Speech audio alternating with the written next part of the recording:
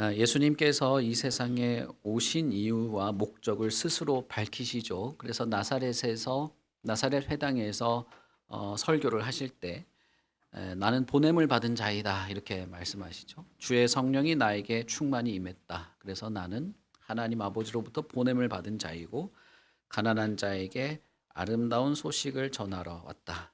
참된 자유를 전하러 왔다. 이렇게 말씀하시죠.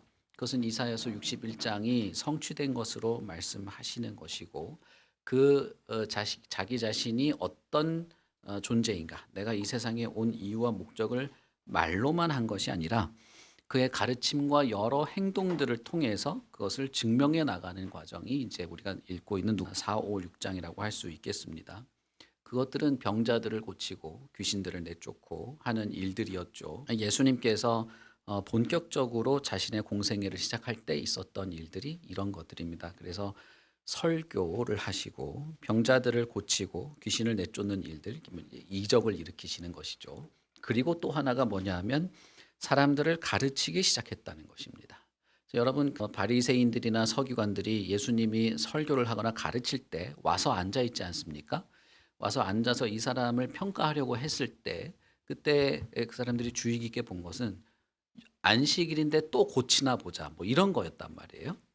그래서 예수님은 가르치는 것만 하신 것이 아니고 자신이 하나님으로부터 온 분임을, 그리고 그 목적이 사람들을 참된 자유를 얻게 하는 것임을 가르치시는 것뿐 아니라 병자들을 고치면서도 시각적으로도 보여주신 것이죠. 그래서 병 고치는 그런 내용들, 귀신을 쫓아내는 내용들이 그냥 뭐라고 해야 되죠? 하다 보니까 된 게 아니고 사람들이 불쌍하니까 고쳐주고 내가 이런 능력 있는 사람이야가 아니라 모든 것이 예수님의 정체성과 관련돼 있는 거예요. 그리고 그분의 가르침이 사실이라는 것. 그래서 나중에는 중풍병자 고칠 때도 그냥 일어나라 이런 말을 하는 게 아니라 내가 죄사함의 권세가 있다. 그리고 안식일에 손 마른 자를 고칠 때도 내가 안식일의 주인이다라고 하는 그 가르침으로 이제 점점점 무게가 옮겨가죠. 그래서 병을 고치거나 귀신을 내쫓는 이런 것들은 결국은 예수께서 자신의 설교와 가르침이 사실이라는 것을 이렇게 눈으로 보여주는 그런 것들이 됩니다. 우리가 이제 누가복음뿐 아니라 다른 복음서도 비슷합니다만 예수님의 사역이 진행되면 진행될수록 이 가르치는 내용이 훨씬 더 확장되고 그 안에서 사람들이 그 가르침을 받아들인 사람들의 어떤 내적인 갈등이라든지 고민이라든지 삶의 변화라든지 이런 것들이 이제 이어지게 되는 것이죠. 어쨌든 우리가 지금까지 쭉 읽어본 누가복음의 맥락에서 점점 예수님의 가르침 속에서 이 예수라고 하는 이 나사렛에서 등장한 이 청년, 이 사람이 누구인가, 진짜 누구인가라고 하는 것들을 점점 선명하게 드러내게 되고, 그러면서 예수님이 이제 제자들을 택하시죠. 우리가 연말 지나면서 누가복음을 이제 거의 잊어먹었을 것이기 때문에 제가 살짝 말씀드리자면 누가복음에서는 12명을 택하는 장면이 바로 이제 등장하죠. 그때 그 제자들은 사도라고 명명이 되지 않습니까? 이 사도라는 것은 보냄을 받은 자라는 뜻입니다. 우리가 12제자, 12사도라고 이렇게 말할 때 그 사도라는 말 자체는 보냄을 받은 자라는 거예요. 그러니까 예수님이 이 12명을 택할 때는 어딘가로 보내려고 택한 것이고, 결국 제자는, 우리가 흔히 말하는 제자는 어딘가로 보내지는 사람들이에요. 그래서 이제 아주 도식적으로 보면 예수님도 하나님으로부터 보냄을 받았고 예수님도 제자들을 보내시는, 제자들도 예수님으로부터 보냄을 받는 이 비슷한 맥락으로 있게 되는 것이죠. 그러나 이 12명을 사도로 보냄을 받은 자로 택하였지만 아직은 보낼 때가 아닙니다. 좀 더 예수님과 함께 있으면서 예수님에 대해서도 더 잘 알고, 그리고 자신들이 보냄을 받아서 어떤 일을 해야 하는지도 알아가야 할 그 시기이기 때문에 지금 당장은 보냄을 받지 않고, 누가복음에서는 바로 사도라는 말을 바로 쓰긴 했지만 조금 시간이 걸리게 되는 것이죠. 그렇게 되고 나서 이제 예수님이 제자들에게 너희는 복 있는 자들이다 라는 장면이 그 다음 단락에 나오는 거예요. 그래서 요 흐름을 보시면 제자들을 12명을 사도로 택하시고, 그리고 설교를 할 때 특별히 요 제자들을 향하여서 한 설교로 조금 뭐랄까요, 어, 포커스가 좁혀져 있다는 것을 우리가 볼 수 있어요. 그래서 너희들은 복 있는 상태다. 너희들은 복된 상태다라고 하는 것을 매 행에 걸쳐서 말씀하시죠. 한글 성경은 이게 어순이 바뀌어 가지고 복이 뒤에 나오지만 헬라어 성경은 모든 행이 복 있는 상태, 복 있는 상태, 가난한 너희들, 복 있는 상태, 배고픈 자들 이렇게 돼 있어요. 그래서 모든 문장이 복을 선언하는 것으로 되어 있습니다. 가난하면 복이 있을 거야 이런 뜻이 아니에요. 그래서 이미 예수님은 제자들을 세우시고 그 자기에게 나온 자들을 이미 복된 상태로 규정하시고 정체성을 선언하시는 것이죠. 그래서 그게 산상수훈에서 산 꼭대기에서 예수님이 그렇게 선언하기 때문에 어떤 왕적인 선언의 장면과도 겹칩니다. 그래서 산 정상에서 마치 선언하듯이 너희들은 이미 복된 자들이다. 너희들은 이미 복된 상태에 있다. 비록 가난하지만 너희들은 이미 복된 상태에 있다. 배고플지는 몰라도 이런 것이죠. 너희들은 이미 복된 상태에 있다. 목 마르긴 하지만 그러나 하나님의 나라를 소유하고 있으니 그러나 너희들이 배고프긴 하지만 복된 상태인 것은 하나님의 나라에 이미 살고 있으니 너희들은 복된 자들이다. 이렇게 말씀하시죠. 그래서 그 앞에 나오는 뭐 팔복 뭐 이런 말로 했지만 여러분 제가 새벽에도 말씀드렸지만 이것은 뭐 산상수훈이나 팔복 이런 말로 표현하기보다는 정체성에 관련된 본문이에요. 제자도에 관련된 본문이다. 이겁니다. 오늘 우리가 읽은 본문도 마찬가지고 이것이 오늘 새해 첫 주에 참 우리가 나눌 만한 말씀이라는 생각이. 그래서 이것은 복에 대한 조건, 복에 대한 어떤 복을 소유하게 되는 이런 걸 말하는 것이 아니라 복된 상태에 있는 정체성을 말하는 거예요. 당신들의 정체성은 이미 복된 상태에 있는 것이다. 천국을 소유한 자들이다. 라고 말하고 나서 오늘 우리가 읽은 6장 27절부터 그런 복된 상태에 있는 자들의 실제적인 삶이 무엇인지를 이제 말하기 시작하는 거예요. 그래서 어떻게 보면 앞부분에는 상태에 대한 선언이라면 이제 우리가 읽은 27절부터의 뒷부분은 그래서 실제 삶에서는 어떻게 드러나는 것인가를 설명하는, 앞부분이 개념이라면 뒷부분은 뭐라고 해야 될까요? 적용이라고 할 수 있겠죠. 이렇게 예수님이 말씀하시는 것입니다. 그래서 복된 자들의 삶이란 어떤 것인가? 이미 복된 상태를 가지고 있는 자들의 삶이란 것은 무엇인가?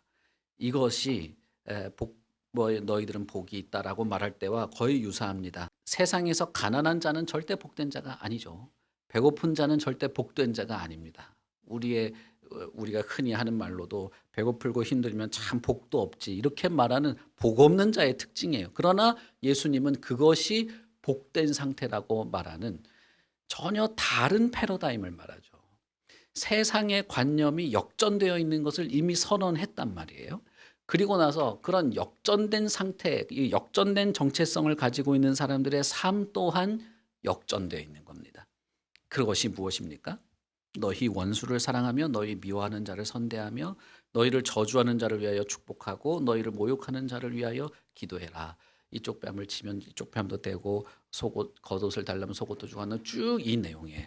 마태복음에는 이 부분에 대해서 예수님이 그 앞부분에 하나를 덧붙이죠. 레위기를 인용하면서 덧붙이죠. 너희가 어떻게 지금까지 살아왔냐 하면 친구와 이웃은 사랑하되 원수는 미워하라라고 하면서 너희들이 이때까지 살아왔다. 여러분 제가 새벽에 말씀드렸죠. 마태복음에 라고 하면서 이 뒷부분을 똑같이 얘기하거든요. 누가복음은 이제 그 부분이 빠져 있긴 합니다만 우리가 익숙하게 알 수 있습니다. 그것은 뭐냐면 지금까지 너희들은 가난하면 복이 없는 세상에서 그런 개념과 관념을 가지고 있는 세상에서 살아왔으나 그러나 너희들은 그렇지 않고 내 안에서 너희들은 복된 상태에 있는 자들이라고 말한 것처럼 너희들이 형제와 이웃과 친구들은 사랑하지만 원수는 미워하는 그런 세상의 관념 속에서 살아왔으나 너희들이 그런 자들이고 이 세상이 그런 세상이지만 그러나 새로운 정체성,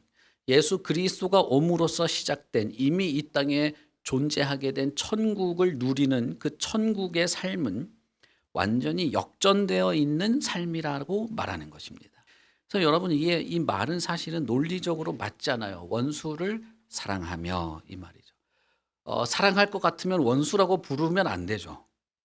단어 자체가 원수라는 말 자체가 사랑하지 않으니까 원수라고 부르는 거예요. 이것은 참 문장으로도 어색한 것입니다. 그러나 이 문장이 담고 있는 내용, 의미는 훨씬 더 어색한 것이죠. 원수를 미워하는 것이 당연하고 그것은 하나의 권리처럼 생각되는 것이 우리가 사는 이 세계입니다. 그러나 예수님은 전혀 다른 말을 하는 것이죠. 복된 상태에 있는 자들, 천국을 소유한 자들은 나는 복된 자다, 나는 복된 상태에 있는 자라고 하는 정체성을 가지고 살아가는 삶으로서 이 세상의 관념과 그 정체성도 어울리지 않을 뿐 아니라 그의 삶도 이 세상과 어울리지 않는다는 것입니다. 그러므로 예수께서는 자신이 온 이후로 이 세상에서 시작되는 새로운 세계가 어떤 것인지를 분명하게 보여줘요. 회개하라 천국이 왔다라고 할 때 천국은 예수님 자신을 말하는 것이기도 합니다. 그런데 예수님은 이미 그 말씀을 하시죠. 이미 왔어요. 예수님과 함께 이 세상에 왔어요. 그리고 예수님의 말씀을 듣고 예수님께 나오는 자들은 이 천국으로 들어가게 됩니다. 그렇다는 것은 예수님이 말씀하시는 이미 온 이 천국이 어떤 곳인가를 정의를 내리는 거예요. 이 세계와 예수님이 시작하는 이 새로운 세계가 얼마나 다른지를 정의를 내리고 이 새로운 세계에 살아가는 사람들의 삶이란 그리고 이 새로운 세계에 있는 사람들이란 어떤 사람들인지 정의를 내리시는 겁니다. 예수님이 결정하는 거예요. 이것은 저와 여러분이 결정하는 게 아닙니다. 예수님이 결정하는 거예요. 그건 뭐예요? 앞단락에서는 복 있는 자, 복 있는 이러니까 우리나라 말은 이게 뉘앙스가 안 삽니다만 어쨌든 복된 상태에 있는 자, 그리고 우리가 읽은 단락에서는 이런 복된 상태의 삶을 살아가는 자, 그들이 새로운 세계를 살아가는 자들이죠. 새 술은 새 부대에 담아야 한다라고 말한 것처럼 예수님이 온 순간, 예수님이 천국 복음을 전하는 순간, 그때부터 이 지구는, 이 인류는 새로운 시대를 살아가게 됩니다. 새로운 시대와 새로운 나라를 경험하게 되는 거예요. 그것이 어떻게 가능한가?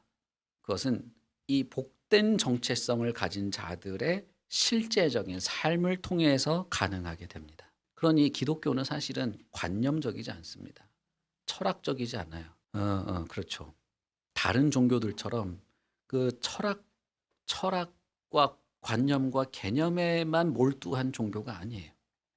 이것은 지극히 삶의 모습과 결부되어 있습니다. 세상의 관념과는 다른, 세상의 가치관과는 다른 어떤 행동, 어떤 활동을 가지고 내 정체성을 드러내는 것입니다. 그러므로 자신의 복된 정체성과 복된 삶은 분리되어 있는 것이 아니고 이것은 하나입니다. 정체성이 어떤 삶을 만들어내고 어떤 삶이 자신의 정체성을 강화하는 것이죠. 그러므로 오늘 단락에서 우리가 한 가지 염두에 두어야 하는 것은 이런 예수님이 언급하는 삶을 살아갈 수 있는 자들은 오로지 복된 상태에 있는 자들만이 그렇다는 것이에요. 이렇게 살아야 돼, 살아야 돼, 살아야 돼. 이건 도덕적 교훈으로 준 말이 아니에요.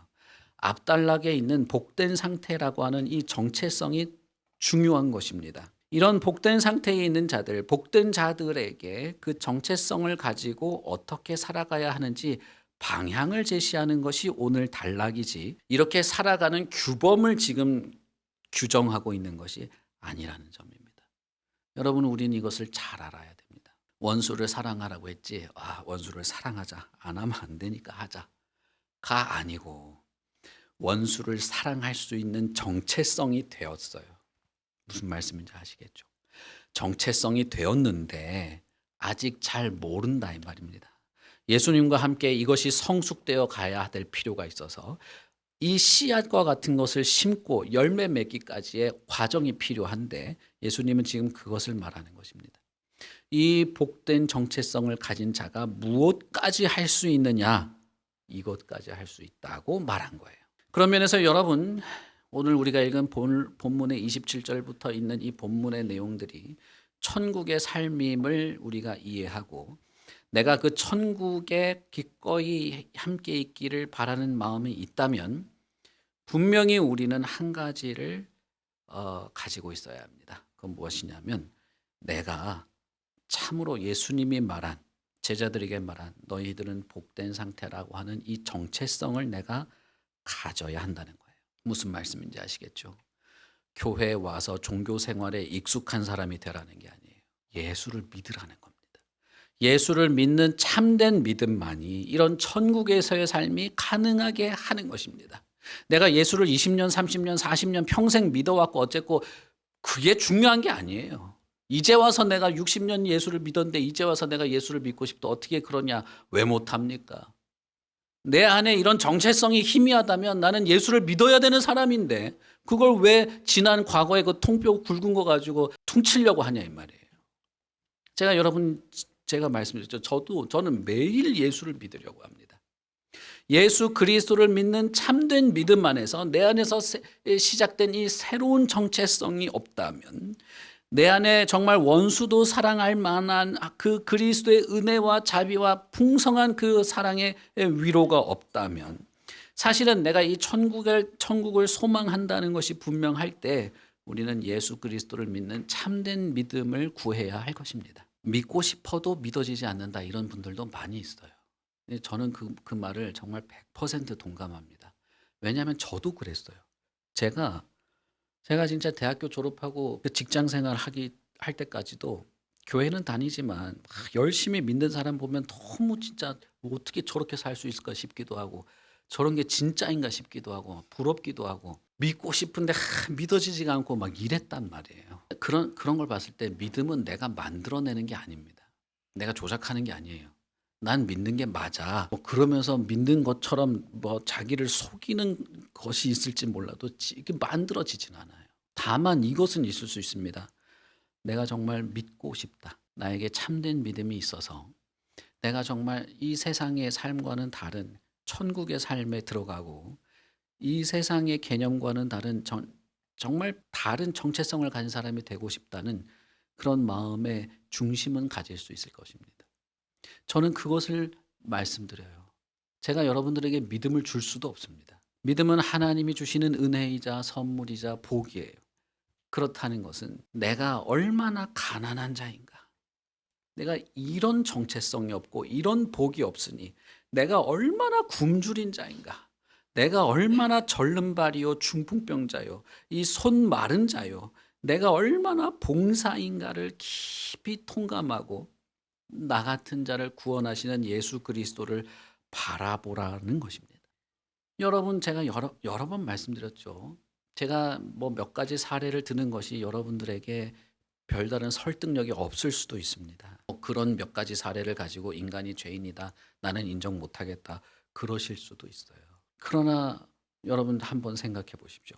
제가 말씀드리는 그 인간의 고독함이라고 하는 것이 없습니까? 인간이 절대적으로 고독한 존재라는 사실을 우리가 떨칠 수가 있나요? 누가 가르쳐 주지 않아도 내 안에서 끊임없이 솟아나는 이 분노와 원망과 이 악랄한 어떤 자존심들, 사람들을 쉼없이 비난하는 이런 태도들, 자신의 이익을 위해서라면 그 무엇도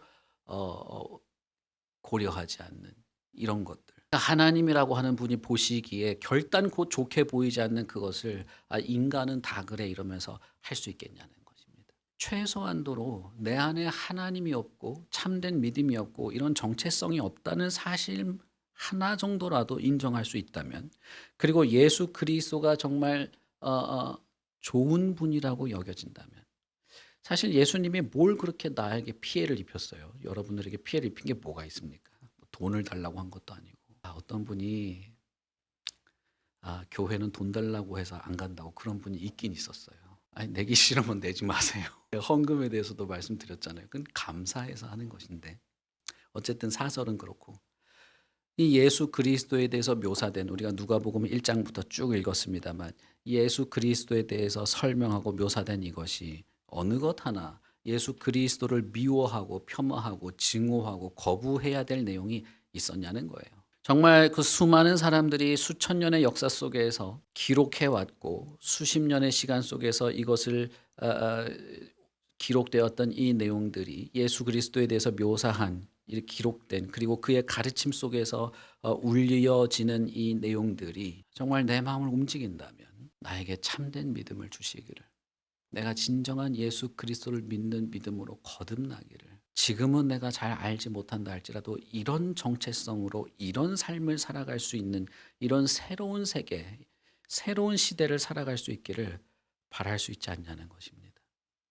여러분 마음을 여십시오. 예수 그리스도의 말에 귀를 기울여 보십시오.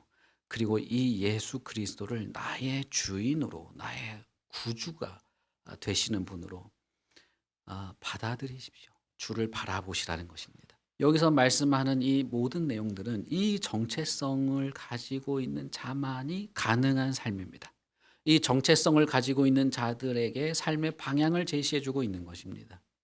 첫 번째는 원수를 사랑하고 미워하는 자를 선대하고 저주하는 자를 축복하고 모욕하는 자를 위하여 기도하라라고 하는 것이죠. 제가 이 전체 내용을 다 다루지는 않겠습니다만 다음 주 한 주까지는 한 번 더 하려고 하는데 오늘은 이 앞부분 전반부만 살짝 하도록 하겠습니다. 27절을 보시면 예수님은 너희 듣는 자에게 내가 말한다라고 말씀하시죠.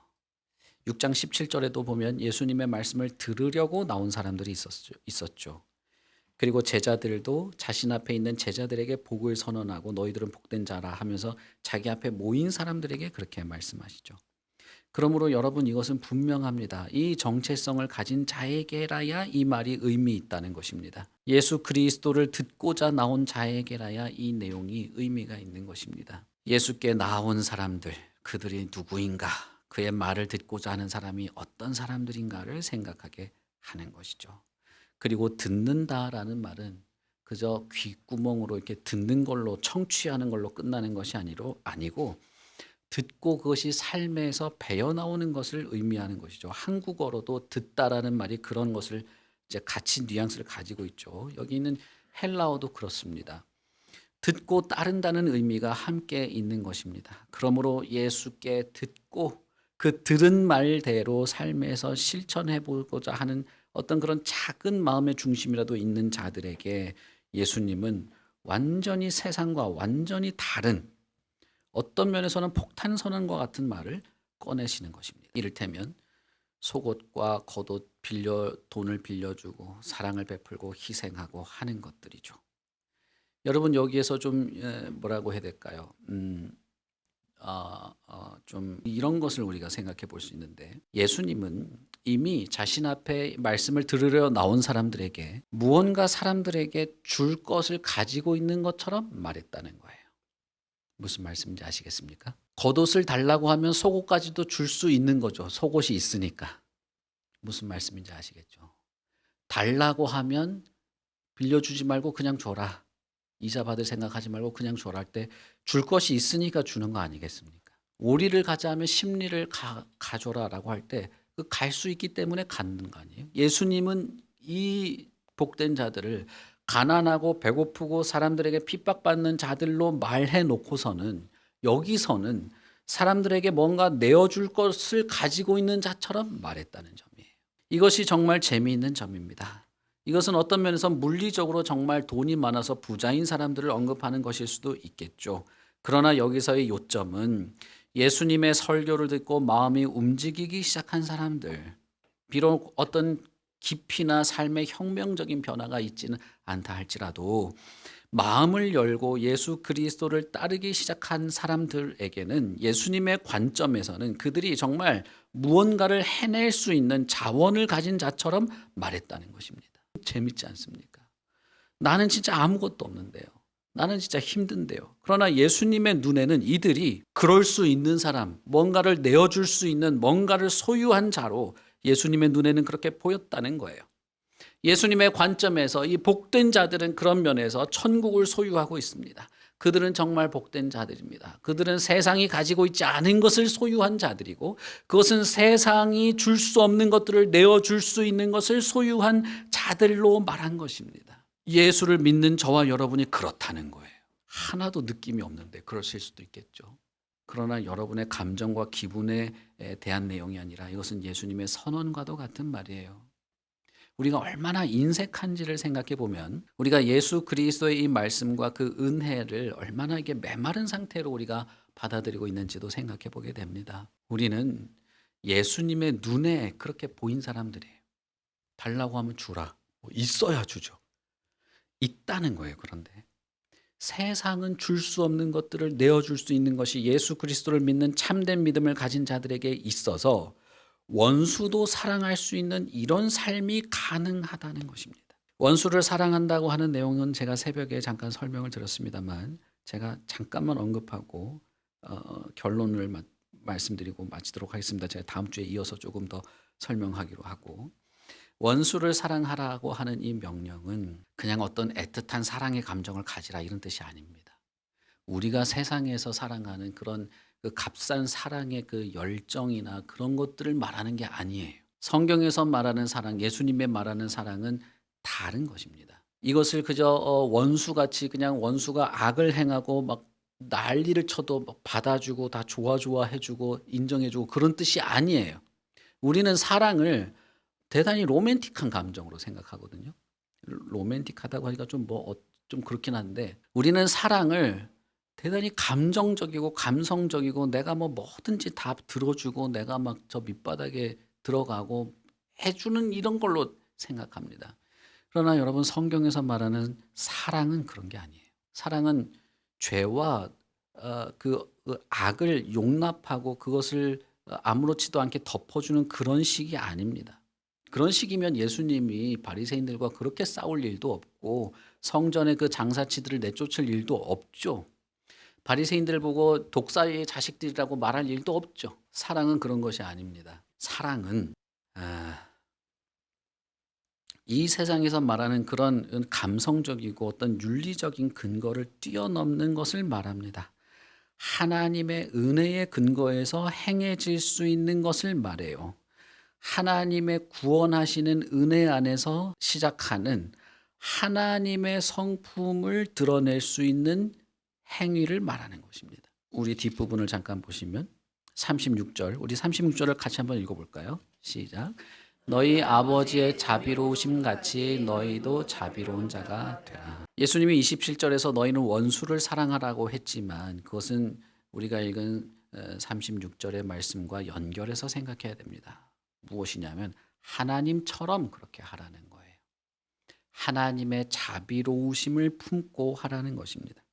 하나님의 자비로우심이 느껴지도록 하라라고 하는 것이에요. 이것은 어떤 행위 혹은 하나님의 자비로우심 혹은 사랑이라고 말할 수 있는 것에 대한 어떤 적극성을 우리가 말할 때 이것이 가능하게 한 기준, 이것의 근거가 나에게 있지 않고 하나님에게 있다는 것을 말하는 겁니다. 원수를 사랑하는데 너가 막 가슴을 쥐어짜면서 사랑하라는 게 아니라 하나님을 생각하고 하나님 때문에 하나님의 자비에 힘입어서 하나님의 그 온전하심을 따라서 하라라는 거예요. 원수에게도 하나님의 태도와 같이 하라는 것입니다. 마태복음 5장 48절은 이렇게 말합니다. 그러므로 하늘에 계신 너희 아버지의 온전하심과 같이 너희도 온전하라. 이 동일한 맥락에서 이렇게 한 거예요. 누가복음은 너희 아버지의 자비로우심 같이 너희도 자비로운 자가 되라라고 말했죠. 그러니까 이게 무엇입니까? 선을 행하고 복을 빌고 기도하고 다른 뺨을 내밀고 겉옷과 함께 속옷을 내어주는 이런 것은 일종의 어떤 처세술 혹은 세상에서 뭔가 그럴듯한 한 차원 높은 기준을 가지고 도덕적인 고결한 삶을 살아가라는 것이 아니고 하나님의 성품을 반영하면서 살으라는 걸 말한 겁니다. 누구에게조차도, 원수에게조차도 하나님의 성품을 반영하라라는 거예요. 똑같이 악을 쓰면서 싸우지 말고 그 사람이 나에게 욕을 하고 폄하하고 나를 싫어해도 나는 그에게 선행으로서의 반응을 보이라는 거예요. 인격적인 대답을 하고 대우를 하고 그에게 하나님의 성품에서 나오는 행위를 하라는 것입니다. 악을 용납하라는 뜻이 아니에요. 그러므로 여기서 말하는 사랑이든 선대든 축복이든 기도든 35절에 말한 것처럼 그는 악인이든 은혜를 모르는 자에게라도 햇빛과 비를 동일하게 베푸시는 것처럼 사람을 대하는 태도가 내가 좋아하는 사람이든 내가 싫어하는 사람이든 동일하다는 것입니다. 하나님의 형상으로 빚어진 자들에게 대하여 가져야 될 기본적인 태도가 있는데 그것이 동일하다는 거예요. 천국을 이미 소유하고 천국을 어느 정도라도 누리며 살아가는 삶의 태도는 하나님의 온전하심, 하나님의 자비하심을 어느 정도라도 반영하며 살아간다는 것입니다. 여기서 말하는 이 원수의 범위는 특정하기가 어렵죠. 뭐 시어머니가 원수가 될 수도 있고 남편이 원수가 될 수도 있고 이놈의 정부가 원수가 될 수도 있죠. 그건 뭐든지 상관이 없습니다. 개인이든 조직이든. 그러나 하나님의 온전하심을 투영할 수 있는 기회가 있을 때 그것을 거부하거나 포기하지 말아야 한다는 것입니다. 내가 이 사람을 대할 때 내가 인격적으로 정직하고 그 사람에게 유익한 것을 하는 그런 것들, 하나님의 온전하심을 행할 수 있는 기회가 생기는데 그것을 거부하거나 포기하거나 외면하지 말아야 한다는 거예요. 내가 싫어하는 사람이니까 저 사람에게 분명히 이익이 될 수 있는 건데도 말하지 않는다던가, 내가 기분이 상했으니까 그냥 쏘아 붙이는 말을 한다던가, 그렇게 하지 말라는 거예요. 근데 여러분, 이게 제가 다시 말씀드립니다만 이건 도덕적 교훈을 말하는 게 아니에요. 처세술을 말하는 게 아닙니다. 아침마당에 나오는 그런 무슨 강사들이 말하는 것처럼 이렇게 살아라 삶이 윤택해진다 그런 말을 하는 게 아니에요. 하나님의 성품을 반영하는 삶을 살아가는 것이 천상의 삶이라고 말하는 것입니다. 죄를 눈감아주는 그런 무슨 진짜 로맨틱한 그런 감성적인 사랑을 말하는 게 아니에요. 예수께서 전하시는 이런 삶의 방향과 기준은 사실상 지금까지 알고 있던, 우리가 살고 있는 이 세계가 가지고 있던 개념과 완전히 바뀐 역전된 것임을 말합니다. 그것을 예수님이 증명하고 드러내고 선포하고 사실로 보여지도록 하십니다. 첫 번째 샘플은 예수님이고 두 번째 샘플은 저와 여러분이 제자들이죠. 사실상 여기서 언급되는 모든 이 말들은 예수님의 삶을 압축적으로 말한 것이기도 합니다. 우리가 방금 불렀던 찬송처럼 예수 닮기 원합니다라고 할 때, 예수를 닮아가는 자들이 제자라고 할 때 예수님의 삶이 바로 이랬습니다. 원수에 대해서도 동일하게 했습니다. 자신을 미워하는 자에 대해서도 동일하게 했습니다.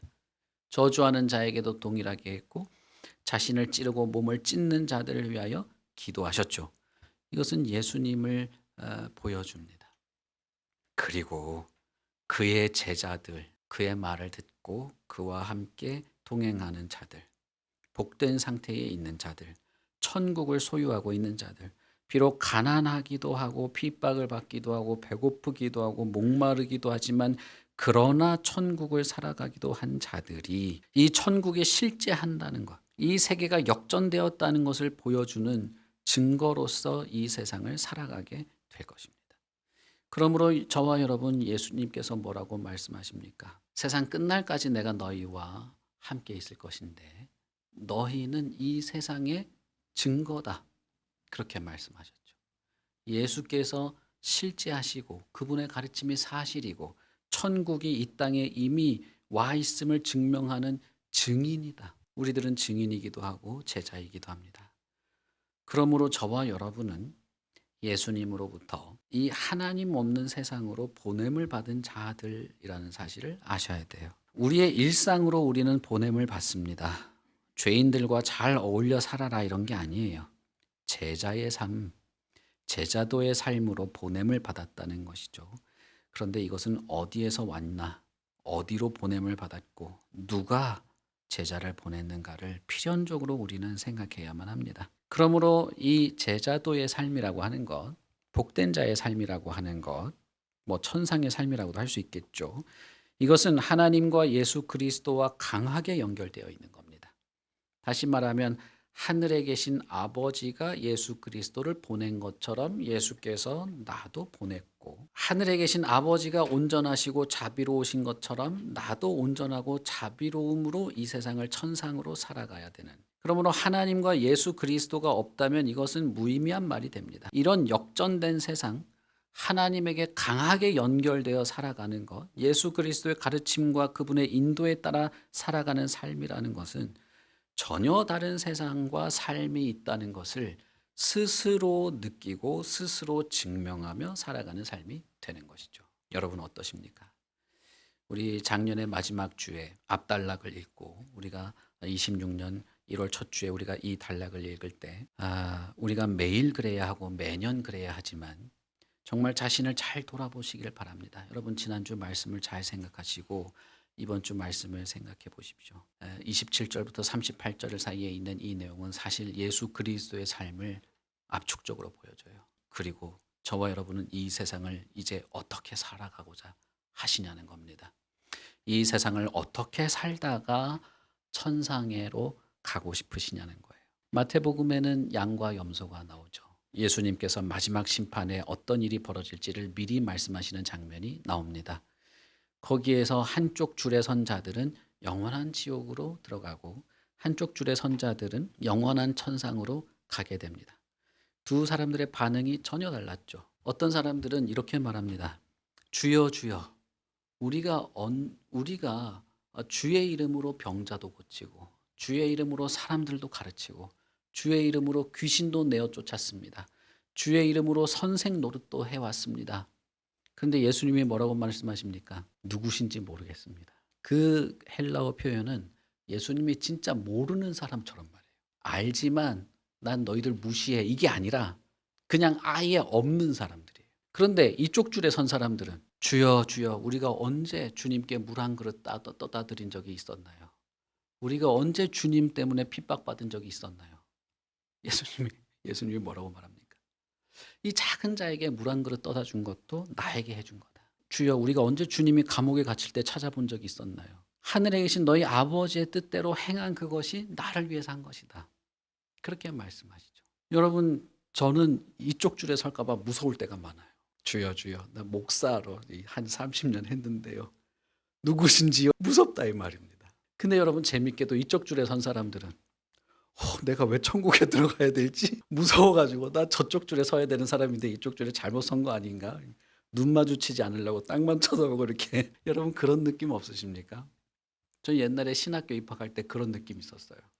저 전산착오로 합격된 줄 알고 시험을 너무 못 쳤는데 합격 통지급 받은 거예요. 전산착오다 생각하고 일단 입학식 갔어요. 가가지고 나와서 한 사람씩 자기소개하거든요. 신학교. 나는 누구고 하는데 저는 안 나갔습니다. 괜히 나갔다가 전산착오네 이럴까 봐 저는 누구고요 뭐 이러면 이게 그런 사람 없는데요 할까 봐 저는 가만히 앉아 있었어요. 마치 그런 느낌이에요. 내가 천상에 들어갈 만한 무슨 위대한 업적을 쌓은 것이 아닌데 이쪽 줄에 서 있는 거죠. 그건 무엇이냐 하면 이 예수 그리스도 안에서의 이 정체성을 가진 자들은 뭔가 위대한 업적을 쌓으려고 살아가는 것이 아니고세요. 그리고 정말 주님을 의지하십시오. 주님 없이는 난 안 됩니다. 난 이게 안 됩니다. 주님 없이는 나는 이런 삶을 꿈꿀 수도 없습니다. 주님만이 나의 삶의 방향이고 내 발의 등이고 내 길의 빛이 되십니다. 그러니 여러분 두 가지입니다. 예수 그리스도를 믿으시라는 것과 그 참된 믿음으로 겸손하게 살아가시길 바랍니다. 우리 같이 기도하겠습니다.